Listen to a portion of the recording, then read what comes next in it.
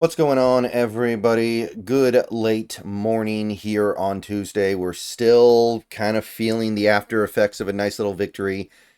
48-hour rule, right? It hasn't been 48 hours. It's been a little bit less than 48 hours, so continue to beat your chest for a couple hours here, but we're going to be moving on soon. But before we move on, I got to make another video about this, and I talk about pass rush stuff more than enough on this channel. Let's be real here. I do at least one video a week on the pass rush on Friday, but the first week of the season, things went so well on that front, that I had to make another video about it. And this week we got to do it again because you could argue, I don't know if I would argue, but you could argue that things went even better this week against the Patriots. So let's talk about the pass rush a little bit here, and let's talk about different stats. It's not just about pressures, right? There are other things to consider than the raw pressure numbers. And Friday's more about like calling out individuals. This is a little bit more about the team as a whole. So got this tweet from Seahawks today on screen here. I saw this stat from a couple other places as well. Seahawks had about a 45% pressure rate against the Broncos in week 1, which was number 1 in the entire league. This week against the Patriots, they topped that, 48.5%. So they were number 1 last week, and they decided to one-up it this week. Now, I don't know if there's a team out there that had pressure on more than 50% of dropbacks. So I don't know if we're number 1 this week or not, but honestly, it doesn't really matter that much, right? Like, if there's another team out there that topped 50%, then good for them. Doesn't change the fact that the Seahawks are doing something very special right now. And I would guess, if you were to look at pressure rate over the first 2 weeks of the season combined, the Seahawks would be number 1 by a pretty decent margin, at least relatively speaking. This is always a stat where things are going to be close. But at this point, I seriously doubt that that anybody's got a higher pressure rate than, what are we talking about here? This is going to be right around 46, 47%. So, this being said, think about the way the game went on Sunday. Think about the way these games have gone. Are the Broncos and Patriots dropping back and letting long developing passing plays go? Are they running receivers 60 yards down the field and we're getting pressure because the quarterback holds onto the ball for 7 seconds? No. No. I mean, both Bo Nix and Jacoby Brissett held onto the ball for a decent amount of time in those games, but they weren't making anything happen deep down the field. When they were able to keep the ball in their hands, most of the time, they just checked it down every play. So not only do you have this insanely high pressure rate, almost half the snaps result in pressure, but you're not really paying for that with anything, right? They're not hitting big passing plays down the field. I think on dropbacks in the 2 games combined, the Broncos and Patriots were probably averaging like 4 yards a dropback or something like that, right? Because Bo Nix was around 3 yards. Brissett was around 5. I think if you averaged it out, you'd be somewhere around 4 yards per dropback. So something is really, really cooking here, unlike anything we've seen on the Seahawks in a long time. Like, this is something that you might see once or twice a year, like last year when we played the Giants and the pass rush just went off. We've seen that now in each of the first 2 games of the season. And the Patriots' offensive line is garbage. I don't know if beating them to that degree is that impressive. 48.5%, it's still really good. But that Patriots offensive line is not good. That Broncos offensive line, pretty good. They got good guards. Garrett Bowles is a legitimate left tackle. Now, McGlinchey's not very good, and they don't have a very good center, but on the whole, especially in the modern NFL, that's a good offensive line. It is. And that's an indictment on current NFL offensive lines. They stink, but Denver's got one of the better ones, I think. So now let's jump over to a stat account, or account stat, which is one of the best accounts on X. They posted some stuff. This is before Monday Night Football, to be clear. This doesn't account for Monday Night Football. I don't think anything that happened on Monday Night Football is going to change this, though. They were listing out the highest pressure percentages versus true pass sets. So I think a true pass set is like not play action. So highest pressure percentage versus true pass sets. Number 1, and this is what I was talking about yesterday with Boye Mafe. Number 1, Mafe, 35.3%. That is 0.3% ahead of Aiden Hutchinson. He's ahead of Trey Hendrickson, Yaya Diaby, Marcus Davenport, Carl Granderson, George Karlaftis, Myles Garrett. Like, number one, not just top 5 or top 3, literally top 1 right now in the league for an edge rusher. He is generating pressure on more than a third of his snaps, one of only 3 players on the edge so far this year to do it. And you've got that.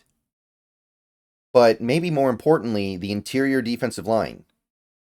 There are currently 3 players who are getting pressure as interior defensive linemen on more than 30% of their snaps. Dexter Lawrence, Zach Allen, Cam Hayward.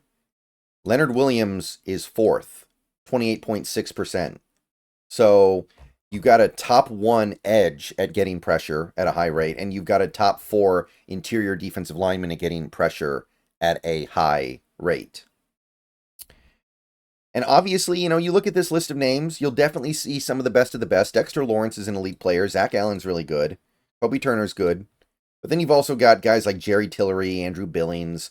And you're going to look at this list and you're going to be like, I'm not sure this is necessarily indicative of who's who. And you're right. But what it is indicative of is who is eating so far this season. And the difference between this Seahawks team and some Seahawks defenses in the past is quite simply, they have the ability to get pressure off the edge and pressure up the middle. By the way, someone asked StatAccount about Byron Murphy. 20%, which would be tied for 13th best, according to StatAccount here. So we got a guy who's a little bit outside of the top 10, and you can see the 10th place guy is 21.7. So if Murphy's at 20%, he's not really that far behind the top 10. That's another guy on the interior. Most of the time, he's playing inside. So this is the seat of your power here, where you can get pressure off the edge. But here's the thing. If you get pressure off the edge, the quarterback can just step up in the pocket. And if there's nothing going on in front of him, he's fine. Good quarterbacks know how to do that.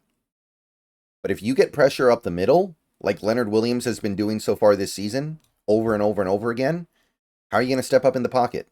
If Byron Murphy's getting pushed in the middle, how are you going to step up in the pocket? You don't. That's the difference.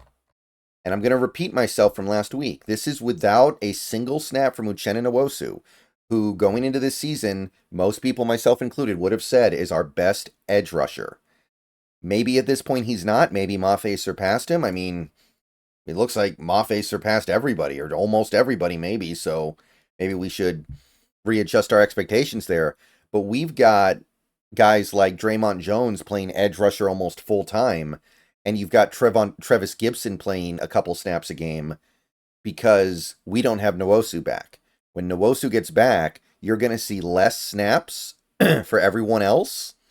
Mafe's going to get to play a little bit less. Hall's going to get to play a little bit less. Draymond's going to get to see more of his snaps on the interior defensive line, where he's probably going to be more useful and a better player. And this stuff that is so good right now really should get better. If Nwosu has anything good left, and I believe that he does, I don't think the injuries he's had are going to wreck his career, which we have seen with some players. I don't think it's going to derail his career. So think about that. When Mafe's able to pace himself, when Hall's able to pace himself, and then you've got Draymond Jones getting to go back and forth between a couple different positions, getting to play more in the interior defensive line, where I think he will do better. And think about where this is going.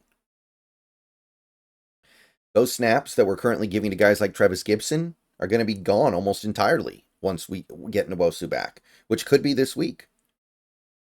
So something's really working here. And this is the stuff that I really want to harp on and pound on. Not the run defense. The run defense was bad this week. It almost cost us the game. But the run defense was always going to be a little bit of a work in progress, right?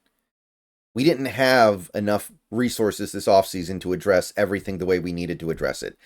And if there was one thing you could have afforded to not go all out to fix in the modern NFL, it is run defense. Sunday's game is a great example of that. We gave up 185 rushing yards, and we had like 42, 43 rushing yards. So they quadrupled us up. and we still won the game. Right? That tells you that, look, you want to be able to stop the run. You want to be able to run the ball. But how often does it really cost you a game? Your run defense has to be atrocious for it to be costing you a lot of games. So I'm far more mindful of the pass rush and the pass defense. And look at how good this is right now. And again, I want to stress, yes, New England's offensive line, garbage. One of the worst in the league, maybe the worst. But I'm not saying that about Denver. Not saying that about Denver at all. Okay, so if you like pass rush, you probably like what these Seahawks are doing right now. Probably very enthused about what these Seahawks are doing at the moment. So let me know what you guys think. Get excited for when Nwosu's back. When Nwosu is back, I don't know if he'll be on this list, but everything else should get a little bit better by his presence. I really do believe that. Him being there will also help the run defense at least a little bit. And life is going to be good. I think life is good, man. All right, see you guys later. Go Hawks. Let me know what you think down below. And more videos coming later today.